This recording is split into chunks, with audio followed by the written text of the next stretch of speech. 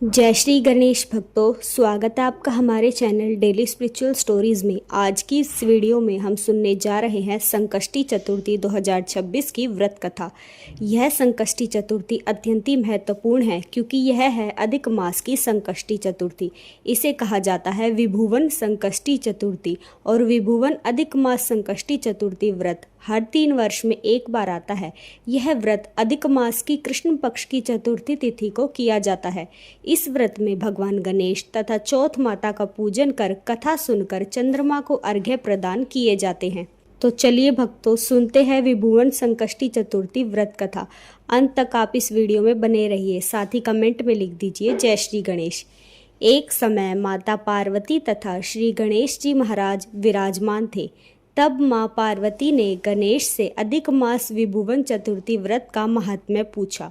माता पार्वती ने कहा, हे पुत्र, अधिक मास कृष्ण पक्ष में तुम्हारे विभुवन चतुर्थी को तुम्हारी पूजा कैसे करनी चाहिए। सभी 12 महीनों की चतुर्थी तिथि के तुम अधिष्ठाता हो। कली काल में इस व्रत की क्या महिमा है, यह मुझसे कहो, इसका क्या विधान है।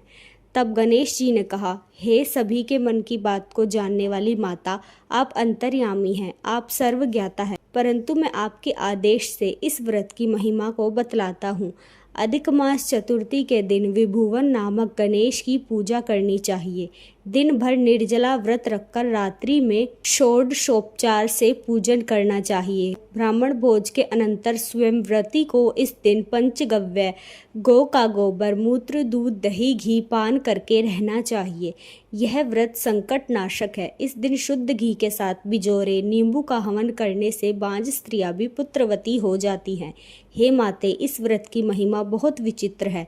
मैं उससे कह रहा हूँ, इस चतुर्थी तिथि के दिन मेरे नाम से स्मरण मात्र से ही मनुष्य को सिद्धि मिल जाती है। इस व्रत की कथा इस प्रकार है। एक मकरध्वज नाम के राजा थे। राजा मकरध्वज बहुत ही धार्मिक प्रवृत्ति के थे। उनके शासनकाल में प्रजा सुखपूर्वक जीवन यापन कर रही थी। राजा सदैव अपनी प्रजा का अपनी संतान की भांति पालन पोषण करते थे। अतः उनके राज्य में प्रजा पूरी तरह सुखी और प्रसन्न थी। प्रजा भी एक दूसरे का सहयोग करते हुए धार्मिक कार्यों में संलग्न रहती थी। राजा मकरध्वज कर्म धर्म में सदैव ही तत्पर रहते थे। राजा पर मुनि यज्ञ यवल्क्य का बड़ा स्नेह था। उनके ही आशीर्वाद से राजा को एक पुत्र की प्राप्ति हुई। राजा के अधिकतर कार्यभार उनका एक विश्वास पात्र मंत्री चलाता था। मंत्री का नाम धर्मपाल था। धर्मपाल के 5 पुत्र थे। सभी पुत्रों का विवाह हो चुका था। सबसे छोटे बेटे की बहू गणेश जी की भक्त थी और उनका पूजन किया करती थी। वह 12 महीनों के चतुर्थी व्रत किया करती थी, परंतु धर्मपाल की पत्नी नास्तिक थी। उसे धार्मिक कार्यों में जरा भी रुचि नहीं थी। उसको बहू की गणेश भक्ति जरा भी अच्छी नहीं लगती थी। वह सदैव ही बहू की आराधना से भयभीत रहती थी। सास ने बहू द्वारा गणेश पूजा को बंद कर देने के लिए अनेक उपाय किए, पर कोई उपाय सफल नहीं हुआ। बहू को भगवान गणेश जी पर पूरी श्रद्धा एवं विश्वास था, अतः वह विश्वास के साथ उनकी पूजा करती रही। पर भगवान गणेश बड़े विचित्र हैं। उन्होंने अपने भक्त के दुख को दूर करने के लिए सास को सबक सिखाने का सोचा। गणेश जी भगवान ने सोचा कि यदि मैंने इसका कष्ट दूर नहीं किया तो इस संसार में मुझे कौन मानेगा। गणेश जी भगवान ने अपनी लीला से राजा के पुत्र को गायब कर दिया।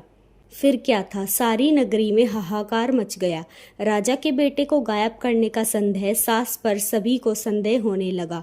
सास व्याकुल होकर विलाप करने लगी। तब बहू ने सास से विनती की और कहा, माँ जी, आप सभी का क्षण में संकट हरने वाले विघ्नहर्ता गणेश जी का पूजन किया करो।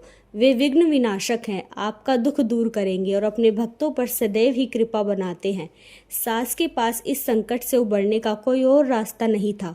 परिवारजनों ने भी सास से दूरी बना ली थी। इसीलिए सास ने बहू के साथ मिलकर गणेश पूजन किया। विघ्नहर्ता गणपति ने प्रसन्न होकर राजा के पुत्र को प्रकट किया। यह सब देखकर सास बहू से प्रसन्न रहने लगी और बहू के साथ भगवान गणेश जी की परम भक्त बन गई। सारी नगरी में कहलवा दिया, सब कोई विभुवन चौथ व्रत करना, विधि पूर्वक पूजन करना, इससे सभी मनोकामनाएं पूर्ण होती है। घर में अन्न धन सुख संपत्ति का वास होता है। तो बोलो विघ्नहर्ता गणेश जी भगवान की जय हो। प्यारे भक्तों, यह थी विभुवन संकष्टी चतुर्थी की व्रत कथा। आपको यह कथा कैसी लगी हमें कमेंट करके ज़रूर बताएं तथा हमारे चैनल को सब्सक्राइब कर लीजिए। मिलते हैं अगली एक और वीडियो में, तब तक के लिए धन्यवाद।